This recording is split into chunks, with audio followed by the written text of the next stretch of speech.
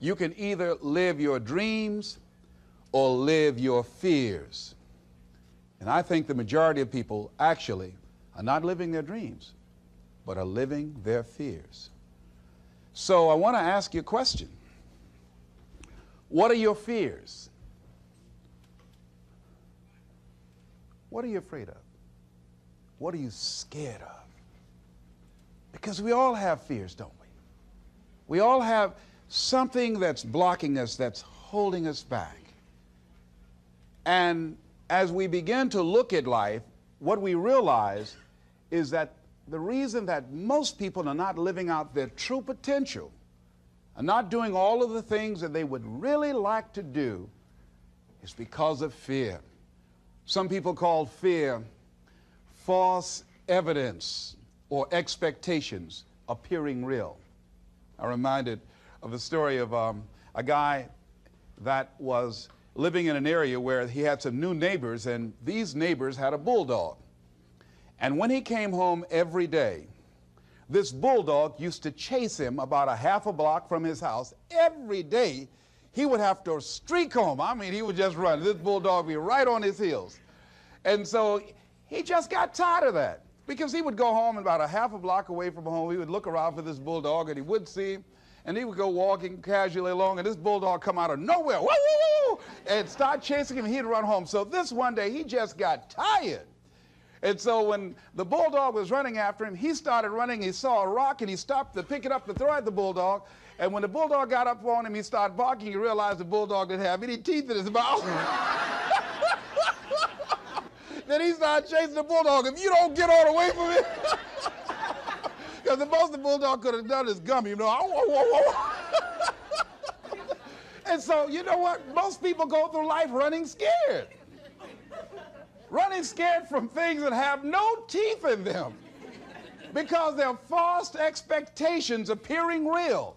That, see, we're brilliant enough to scare ourselves to death. You realize that? There are some people actually who get a kick out of scaring themselves to death. I remember the last frightening movie I saw. It was The Exorcist. I will never forget. I was so frightened when I came home. I'll never forget. I drove in the driveway, and I had already called my former wife and said, listen, turn the lights on. I was coming in the driveway, and I was getting out of the car, and all of a sudden I couldn't get out. I started blowing my horn. I said, Madeline, they got me, they got me. She came to the kitchen and said, take your seatbelt loose, fool. I said, oh, okay. I was frightened out of my wits. But there are a lot of people who they get off on that. They love it. I'm a person, my brother is a paratrooper. My twin brother, he's in the military, career man. I would love to jump out of an airplane to parachute. I'm scared, though. I mean, I really admire my brother for that. I would really love to be macho man like that. What are the things that you fear that's been keeping you from living your dream, that's been keeping you from doing some things that you would like to do? Just think about those things. And how do we begin to handle that? Abraham Maslow said that life is about growth. And he said, you can either go back to your comfort zone, and there you won't find any growth, or you must be willing to go forward and face your fears again and again and again, because you're never going to have a fear-free existence. I mean, some fear is acceptable and legitimate. There are some things that you really should be afraid of. Now, you shouldn't allow it to immobilize you. You acknowledge it, you take it into account, and you carry yourself accordingly. There are times that we should proceed with caution. But it's the difference between being stopped by fear. It's the difference between having a fear and the fear having you. So what do? One, acknowledge it, and knowing that it's okay. Don't condemn yourself for being afraid. It's perfectly fine to have some fears.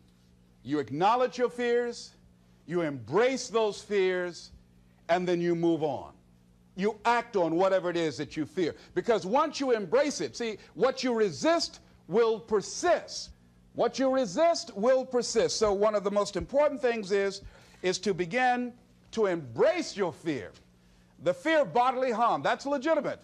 When I was a disc jockey in Columbus, Ohio, you know, I was young, about 22, 23, thought I was tough, and I was on the air, and Al Green, who was a great performer at that time and still is now singing gospel music, had a record. His first hit record was Back Up Train.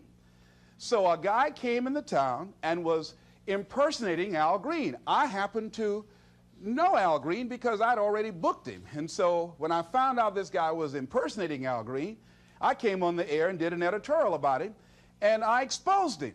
He was a rather big fellow, and so he had the word out that when I see this guy Les Brown, the disc jockey, I'm going to knock him in the mouth for having a big mouth.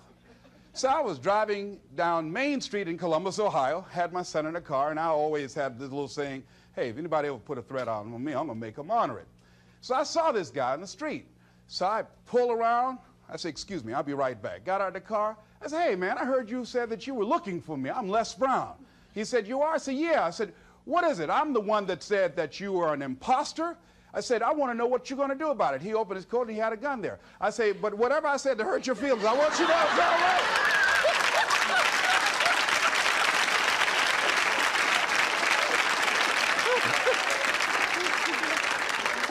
Acknowledge your fears, carry yourself accordingly, and do what makes sense for you. Well, one major fear I've always had is a fear of the dentist. And this fear had me. I didn't have that fear. And what really reinforced it, you got to watch things that can feed your fear. I saw a movie that most people would not remember. This movie was starring Dustin Hoffman. It's called The Marathon Man, with Laurence Olivier. When he's trying to get a confession out of here. And he took this drill out.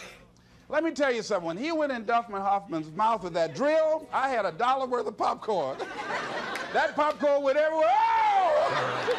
Do you know I could not go to the dentist for 5 years? I had left broadcasting, went to the Ohio legislature, had an impacted wisdom tooth. Now that hurts. And I would call, and as soon as the people would answer the phone, I would hang up. That's how frightening it was. Dr. Hamler's office, boom, I'd hang up. Then I got to the point where I could just ask for an appointment. Hello? And I wouldn't give my real name. Because I knew I wasn't going to keep it. I'd give anybody's name, Joe Jiggly Jim, it didn't matter. Then pretty soon I got to the point where I could give my name. It was about 4 years after that, you know. I said, my name is Les Brown. Then I would call back and say, look here, due to my legislative agenda, I won't be able to make it. So the lady finally said on the phone, she said, you're scared, aren't you? I said, no, I'm not. She said, then why don't you come in? I said, that's none of your business. She said, you're not coming in because you're scared. I wish you just would not waste our time. And she hung up. I said, you have no right to do that to people like me, you know? So finally, to make it long and short of it, I was hurting so bad, I said, wait a minute, I've got to do something.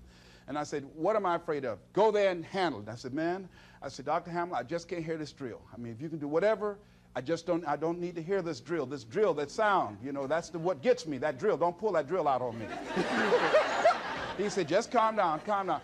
And it wasn't really bad as I thought it was. One of the things you find out that when you face your fears, it's not as bad as you think it is. And when people tell you, I just can't do it, I can't handle it, I mean, really, I can't handle it, what they're envisioning is that they're not going to be here. They're going to clock out like you're going to die. And guess what? We all had occasions when we confronted our fears, we had to do something we felt uncomfortable with, we didn't want to do it, and we did not die. They didn't come take us and put us in a box somewhere. Am I right? So what we've got to begin to do, how do we handle that? What's the process? Because it's all up in here. One, I think, is imagine the worst case scenario. I just imagine that he went in my mouth and with this drill and that I just croaked out. Then I imagine, that's the worst case scenario. Then I had another technique I used. Visualize yourself being more than able and capable of handling it. And I used to have a tremendous inferiority complex about speaking before people that I felt who had more going for them than I did. Because I'm not college trained, I used to feel that college people were the most intelligent people on the planet. and there was nothing I had to say.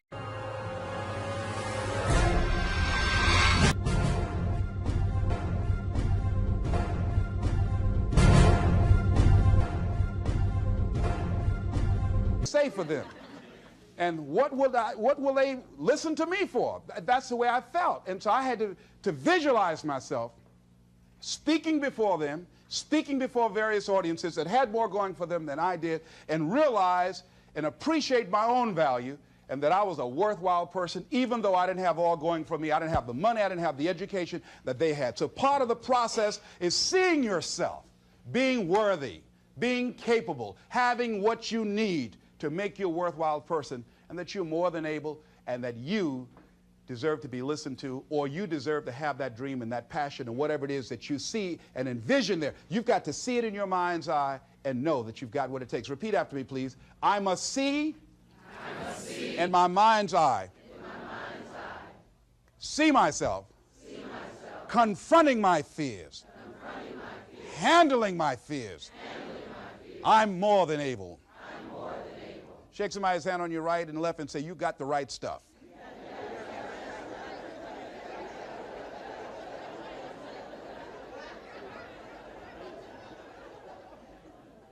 So deciding as you look at your life, as you look into the future and say, what fears am I holding on to?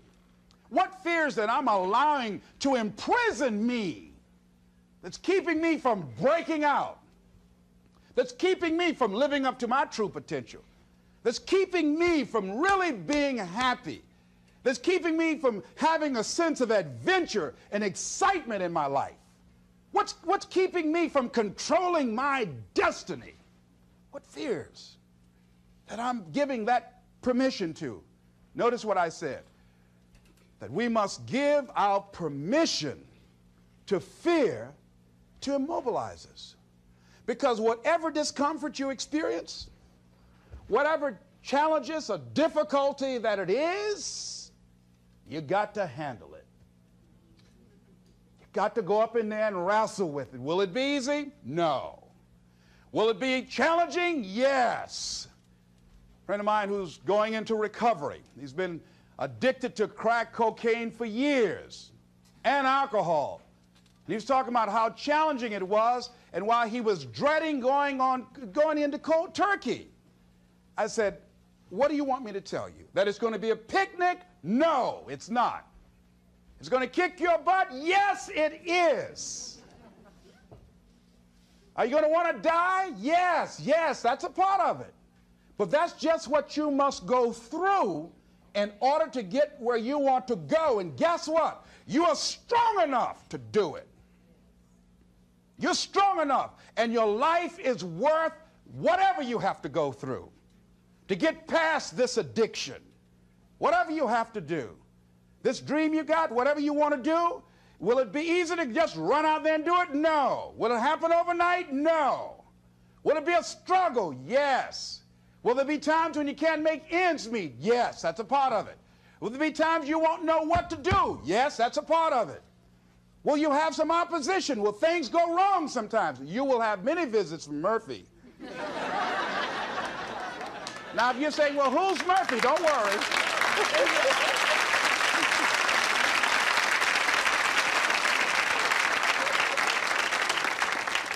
Somebody must have told us someplace along the line, I don't know where, but somebody must have told people, oh, life is going to be real easy.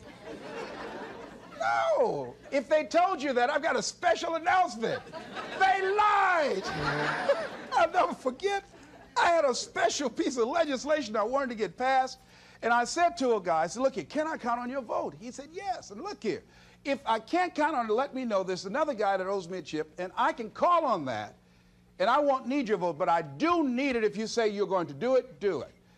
He said, you can count on it. Legislation came up. He voted against my bill. My bill passed. I went back to him and said, hey, I told you I needed the vote, but if you couldn't give it up, let me know. I would get somebody else. I said, why did you tell me that? He said, I lied. I was in shock. How many of you that life just wore you out? That you didn't expect that? You thought you'd go to school, get good grades, get a job, And you came out here and you'll be able to get a job and live happily ever after, and you say, they lied. Yes, they did. They never told me, you know that song said, Mama told me there'll be days like this. They didn't even tell us that. Isn't that something about life is challenging? I mean, it's some stuff you get out here, you didn't read it in a book nowhere. Didn't nobody warn you that it was going to come down on you like this. That's called life.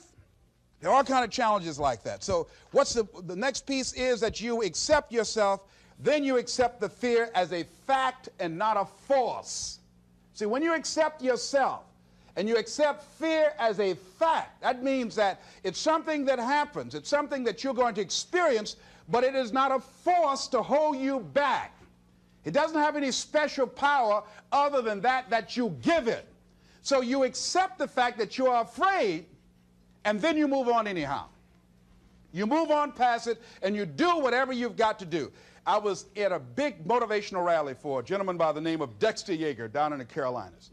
I was standing backstage, and I had to go out. I was the last speaker on the program. It's the first time I'd been in a stadium of this size, over 10,000 people. You couldn't see the people because the lights are just blaring in your eyes, called Free Enterprise Day. I was afraid. My heart was beating fast. I was just pacing back and forth. And Dexter said, "Are you all right?" I said, "Yeah." "Yeah, I'm all right." So I said, "Wait a minute. Just calm down. Calm yourself. Hold a minute. Hold a minute. It's all right, Les. It's all right. All right. Just be as scared as you can be." See, that's why I say embrace that fear. Just try and see how scared you can really get. And start breathing deep. So the guy came back and said, "Are you about to die or something?" I said, "No, I'm fine." But after I started embracing it and trying to make myself as afraid as I can get and imagine what's the worst thing that I can go out there and do, my mind go blank and I faint on stage, that's the longest they gave me my check.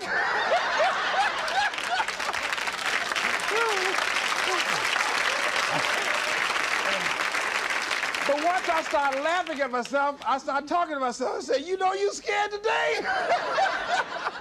And I said, I just calmed myself down. And I went out there and I cooked. And that's what you got to do. I had another experience where I was at a major corporation, and it was one of my first major presentations I was going to do for this corporation. And I had 4 other presenters that had large firms. And one of the things that you've got to do is you've got to watch your inner conversation and discipline your thinking and your imagination, because if you don't, your mind will take you on a wild trip. So my mind said, "Hey, Les." I said, "What?" "These guys are going to wipe you out. You can't compete with them." Because I heard these guys sitting over across from me, and they were talking about all that they had going for them. And so I started doubting myself, and I became afraid, and I was thinking, well, maybe I shouldn't go in there. And so I knew then, and this is what I suggest to you, sometimes you got to talk to yourself. Talking to yourself, you know, could be a good exercise. It might be the only intelligent conversation you ever get. So I got up and I went to the bathroom. I started talking to myself and said, "Les Brown, let me tell you something. What do you care about these guys and their firms and all their money? You got 6 children you've got to feed. You got a mama you've got to take care of home. You ain't got nothing to lose."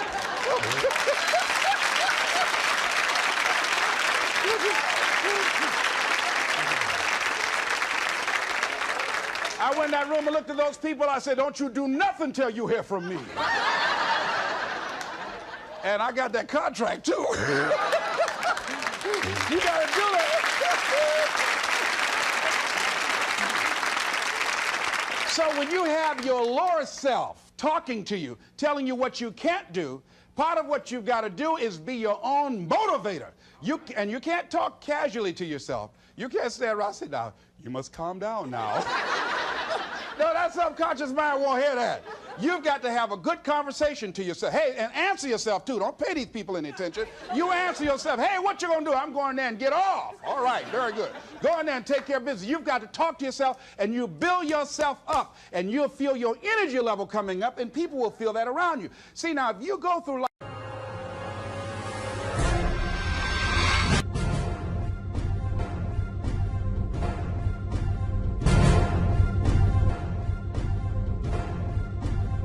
being afraid, people can sense that. They can pick up that fear. So that's why you've got to stand up inside yourself. I'm reminded of the little boy that was on a bus, and some bigger fellows were picking at him, you know. And so he wanted to move from by them. They were thumping him on the head. And so he stood up just to get from by them, and they would push him back down. And he would stand up again. They push him back down. And he stood up again. They pushed him down, held him down. He said, "You might hold me down, but I'm standing up inside myself." And that's what you got to do in life. See, when you are not filling your life with the things that you are capable of doing. See, we all have some stuff that we've been given. And I don't think that it's optional for us to sit on what we have. See, if you're sitting on what you have, what you've been given, and I think everybody's been given something to bring to the planet, that only you can do that. Only you can perform that. Only you can initiate that activity. And if you don't do that, if you're not filling in your life with your life work or your mission, then there are gaps in your life. And what we do when we're not living out our true identity, we begin to fill the gaps. We fill the holes with garbage, alcohol, drugs, worry, self-destructive behavior. So when you begin to look at your life, and you know that you're not doing what you can do because you have allowed yourself to be held captive by your fears. Now, when you don't have a true appreciation and acceptance for who you are, and you allow yourself to be immobilized by fear, what happens in the process is that you begin to abuse yourself. You begin to sabotage your life. You begin to sabotage your dreams. You begin to unconsciously work against yourself. You become your own worst enemy. So what do you do about that? Well, you begin to realize that your dream and your gifts have so much meaning and so much value for you till your hunger for them will begin to push you past the fear. Your hunger to have them will give you a special drive.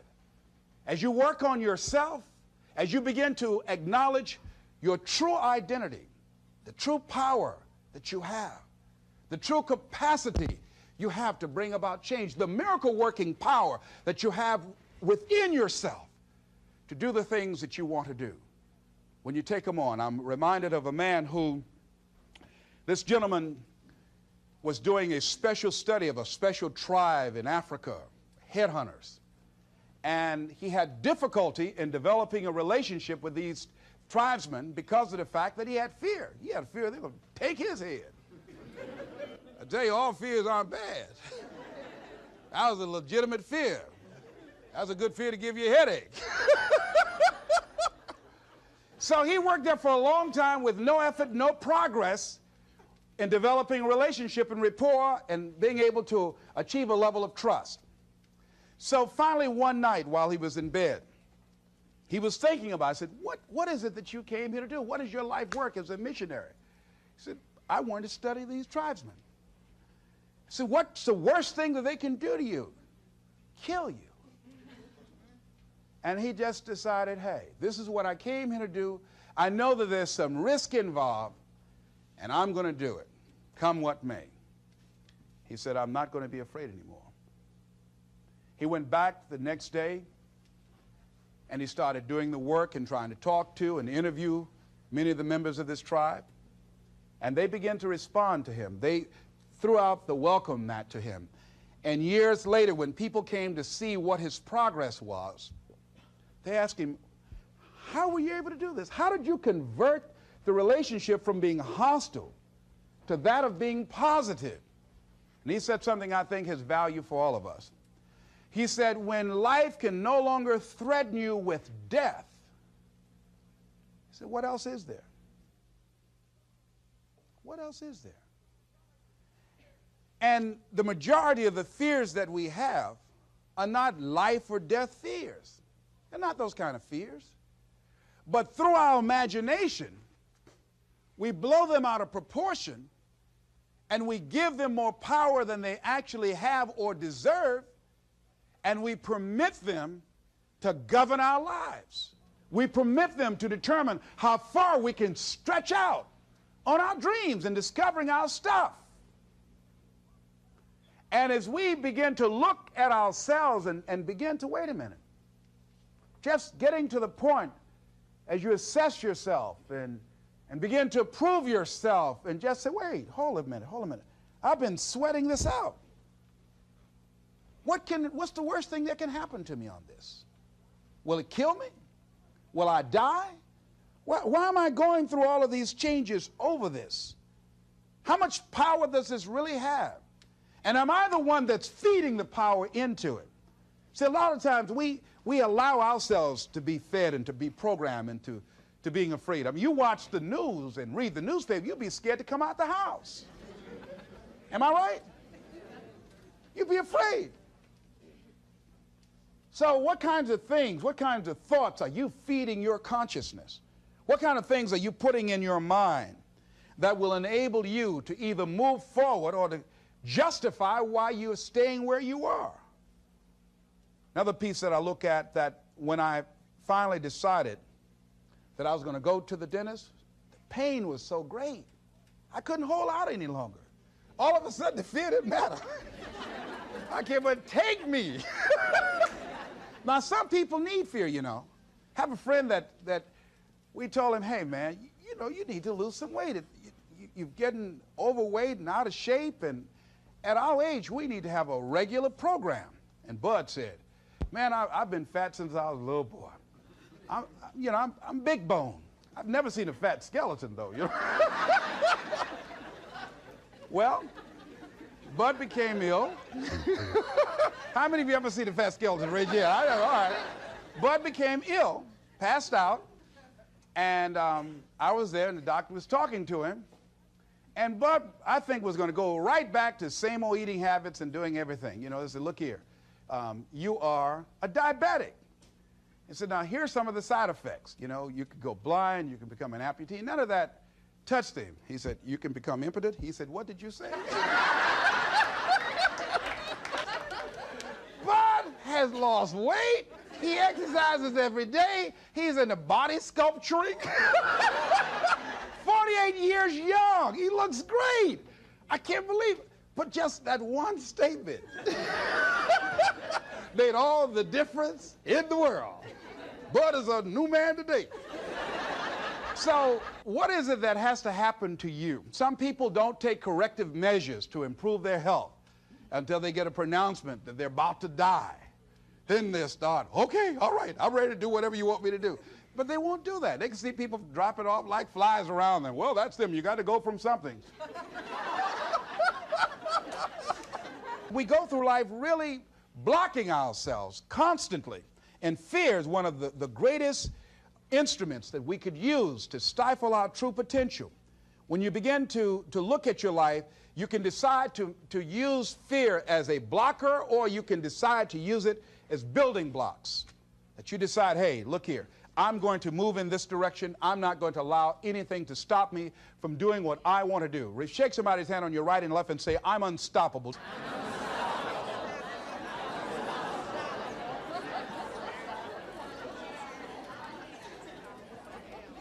See, when you begin to understand and acknowledge your fear, and you go forth anyhow, you go forth in a spirit and a knowing that there's a way that you can begin to handle this. There's a way out here somewhere. There's a solution. What it is that you're seeking, that you have the capacity to whatever comes up, to handle it, to face it. And rather than feeling powerless, you begin to feel powerful. See, when all of the major downsizings that are taking place around this country, there are a lot of people who are biting their fingers in fear that they might lose their jobs. But there are few people who have decided within themselves, I'm going to make it. Some people aren't waiting to be cut. Some people are moving on their own because they feel within themselves, I've got what it takes to make it. They're not afraid about tomorrow because of how they see themselves, because of what they feel that they deserve, because of what they feel that they can create for themselves. Because these people have decided, as they look at the future, as they look at themselves, here's a way. Where there's a will, there's a way for me to begin to create a way out of no way. And when you have that kind of consciousness, when you have that kind of spirit, nothing can stop you. Nothing. What would your life be like as you look toward the future if you decided, I'm not going to allow my fears to stop me? What would your life be like? What would your future be like if you decided to want that which you desire so strongly that it prepares you past your fears, that you experience the fear, as the one book says, feel the fear and do it anyway? What would your life be like? And I'm saying to you that all of us who have been entombed by fear have the capacity to resurrect ourselves and to resurrect our dreams. All of us have the capacity to do that.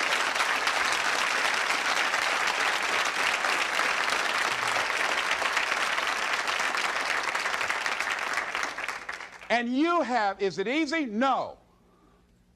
It's not easy. Can I do it? Yes. What's one of the ways to get started? Some of us need somebody to hold our hands. Sometimes we need somebody to help us out. Be willing to say, I don't know. Be willing to reach out. Be willing to get some assistance to take you to the next level. One great athlete, you never expect boxers to make profound statements. I think it was Joe Frazier who said this one. He says, all of us are like the blind man at some point in our lives standing on the corner waiting for somebody to lead us across. See, all of us at some point in our lives need some help, need someone to reach out to us, to throw out the lifeline, to help us go across some treacherous waters that we couldn't navigate by ourselves. None of us do it by ourselves. All of us at some point in our lives. We need that kind of help. We need that kind of assistance because we grow from the people we have in our lives that can enrich our lives personally, professionally, spiritually, and all the dimensions of our lives. We don't grow in a vacuum. So as you look at yourself, what are the fears you have that maybe you need some help in strengthening yourself in that area? As you assess your strengths and your weaknesses, as you begin to approve yourself and your passions and your dreams and your goals and the things that you want, if you decide to experience all of your true potential, as you decide to manifest all of your greatness, as you decide, wait a minute, what else is available to me out here if I decided to experience the fear of rejection, the fear of no, the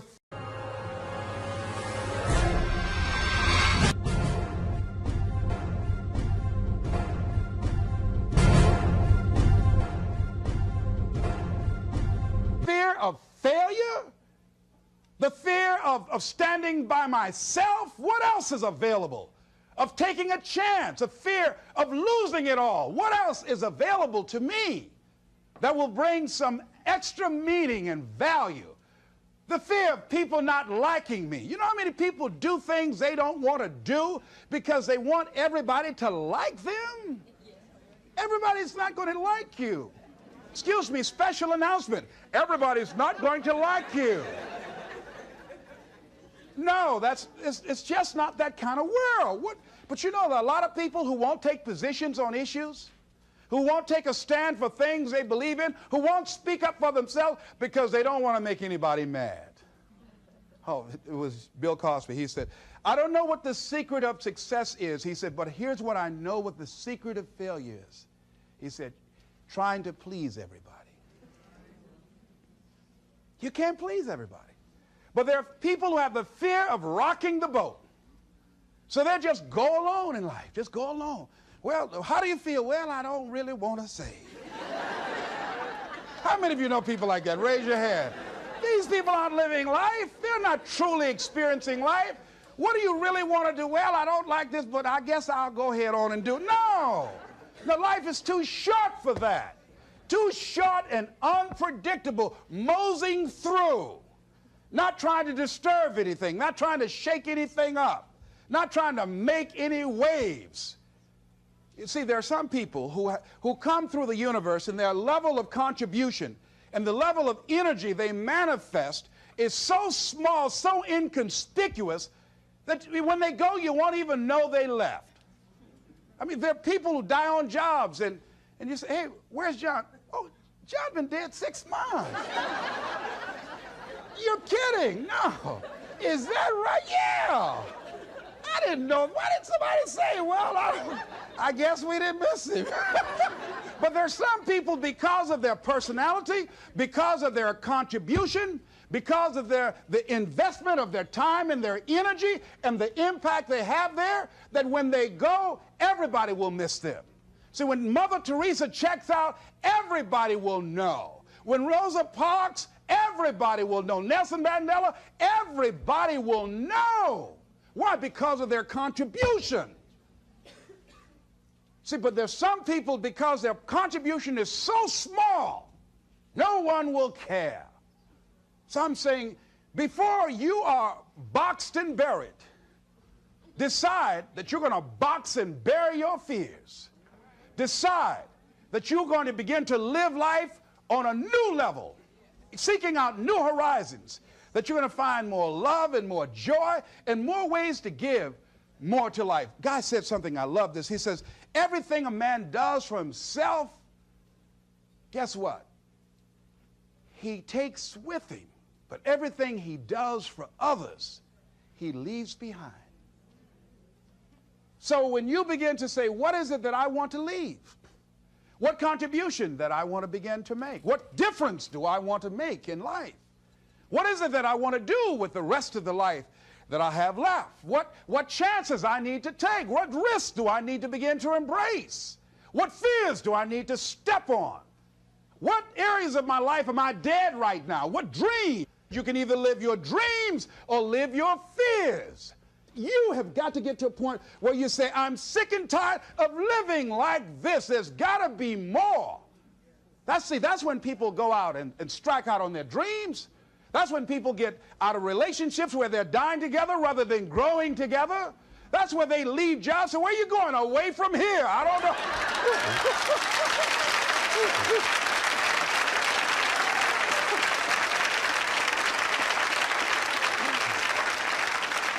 Do you have another job? No, I don't.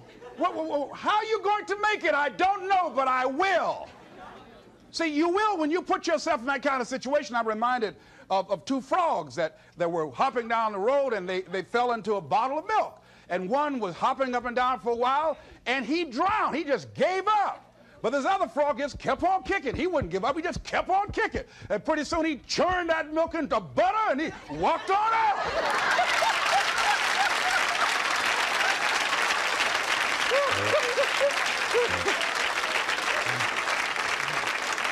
So I'm saying, when life catches you by the neck and blind slap you, whap and knock you down, I said, just keep on kicking, you know.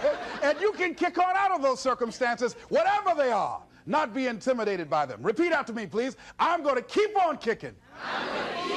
I'm going to conquer my fears. I'm never going to give up. Keep shake somebody's hand on your right and left and say, keep on, keep it on. Keep on, keep it on.